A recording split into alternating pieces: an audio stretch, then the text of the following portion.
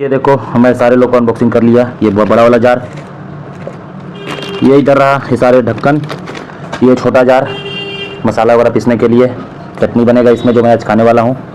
और ये एक जूस बनाने के लिए भी है, 1-2 गिलास तो बन ही जाएगा। और इसको अगर ऐसे खोल लोगे तो ये निकल जाएगा। इसके ऊपर ऐसे बैठाओ और उसके जगह छोटा वाला को लगा दो, ये ऐसे लगता है, टाइट कर दो तो ये छोटा भी हो जाएगा।